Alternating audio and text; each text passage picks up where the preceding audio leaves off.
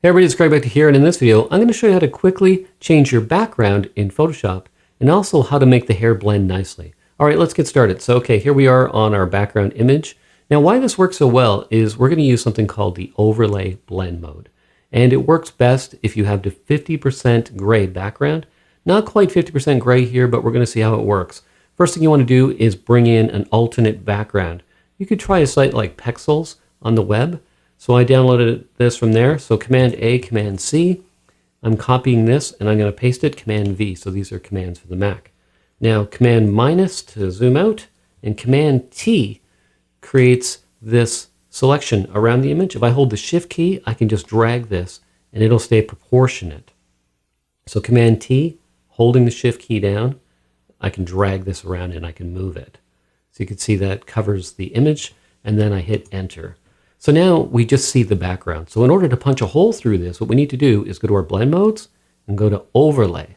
And now you can see that that's blending. Now all we have to do is create a mask and then paint over our subject. So if I hold down the Option key on the Mac, I come down here to the bottom, I click on there, and now I have a mask. So what I want to do is click on that mask and paint over it with a white brush.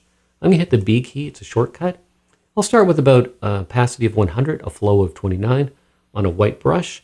Now also too, if I hold the Control or the Option key and I drag left and right, my brush gets bigger or smaller. If I go up, it's softer, down, it's harder. So I'm going to use a soft brush.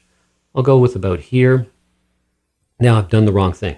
X, I want to paint that off. What I want to do is sort of bring in the background first.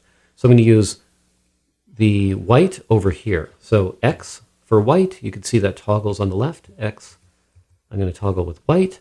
And then I'm going to bring that in. So also I can use my bracket keys, adjust the size of my brush. So I'll get close to my subject here, and then we'll get in a little tighter. But you can see here now I'm just bringing in the background. As we get closer, I'll just make my brush smaller. And then what I'll do too is I'll zoom in to just sort of refine things so that we don't paint over our subject. But if we do, we can always just paint back because we have a mask. All right, so I'm just going to zoom in now just so you can see a little better here. And what I'll do is I'll make my brush smaller once again with my bracket keys. I also showed you that other shortcut. So we'll just get to the edge of the hair, because how this works is if you see the hair there, it just sort of blends, but we don't want to go over any more than we have to. So we don't want to go too much into the hair, but we just want to take those edges that are often hard to cut out from an image and just let them sort of overlay this mode. And you can see how it's blending quite nicely with the hair there. So we're just going to go along the edges here with this brush, and then we'll refine this mask a little bit. I'll just go quickly because you're getting the idea of how this works. So this works perfect on a 50% gray layer. So the key to using this technique obviously is to shoot on a gray background. If your question is, well, what if I didn't shoot on a gray background? Well, then it's going to be a lot harder. So in the future, plan to shoot on a gray background, and then you can use this technique. So often I'll shoot on a gray background. I don't know if I'm going to add a texture later, but if I want to, then I've got the right background color. So that's why I sometimes shoot on gray. And so I recommend you do that. So you can find gray paper at a photography store or online, and just look for something that will get you about 50% gray for your background. So you can see here, this is looking pretty good. It's blending quite nicely here. You can see how the hair kind of punches through there. And then here as well, as we go along the edges, you can see how the hair is still visible, yet this was quite an easy technique. Now, if you want to look at your mask a little better, hold the Option key, click on the mask right there, and then you can see here that I made a bit of a mistake. So let me just fix that. I had a little white there. We can zoom out, and this is our mask. And then here I could just make my brush bigger, wrong color, and then I could just fix this up right here. Just make sure that this is all kind of the same right here. And so you click Option or Alt on the PC to see the mask. You got to click on the mask layer. Again, I hover over the mask layer, holding Option or Alt on the PC, and boom, we kicked right through it. All right, so now if I wanted to, I can change the color of this as well. So I can sort of blend another tone with this, or I can reduce the opacity. So if you thought your background looked a little fake, you can just sort of take that down, and then you've got this sort of faded gray kind of look. I kind of like it around 80%, I think. It looks pretty good to me around that. What I can do is create a solid layer. Come down here, click solid layer. I'm going to pick a blue because blue is opposite skin tones. So I'm going to click on that. And again, I just go overlay, and then you'll see that we have our subject. She's covered in blue. If we hold the Option key on the Mac, Alt on the PC, click on the mask on layer 1, you can drag that up and you can create a mask right there. Now she has a mask. Now if we wanted to take this down, what we could do is click down here and create a curves layer, and we could drag this down. Now that's sort of darkened the whole image. So again, what we can do is we can drag that mask up. Drag that mask up, say yes. And now she's the same brightness, but if we toggle that on and off, you can see the background's just gotten darker.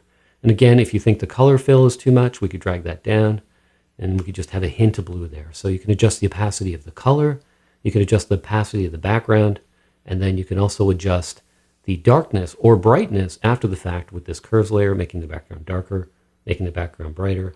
So that's kind of why I like using that curves layer for that.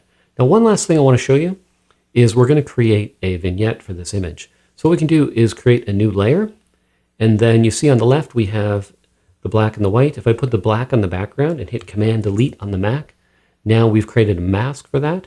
Now what we can do is go to the elliptical tool right here, and I just want to show you what that one is. So there's some different tools here. We want the elliptical marquee tool, and then we can just drag like this and down, and then we can place this over here. And what we're going to do is we're going to create a mask. Now that's the first step. Now we want to change the background to white. Command Delete, we fill that. Delete one more time. We've punched a hole through it. The next step is to go to Filter, and we want to go to Blur, Gaussian Blur. We're going to choose a pixel radius of 350. I'm going to say OK. And what that'll do is it's going to blur and blend that, and then Command Delete to get rid of that selection. And then what we want to do is just drag our opacity. So that didn't work quite the way I wanted it to. But if I bring this opacity down, it should blend a little bit better. So something around 10, and then if I click that on and off, you can see we've got a little bit more of a vignette around our image. So just to recap, we started with just the background layer. It looked like this. Then we brought in the background. We switched to overlay mode. We created a mask just by drawing on our subject. We color toned that by putting a solid color. Then we added a curves layer, and we just kept dragging our mask up so we didn't have to do it more than once. And then we created a vignette. Anyway, I hope you enjoyed this tutorial. If you're not already a subscriber, click on that subscribe button. Also, if you see the little bell there, click on that. You'll be notified if I go live.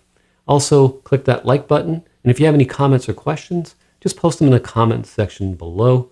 Also, if you found this video helpful, please share it on the web, in photography forums, and Facebook groups. All right, thanks again. It's Craig Beckta here, and thanks for watching this video. I'll see you in the next one.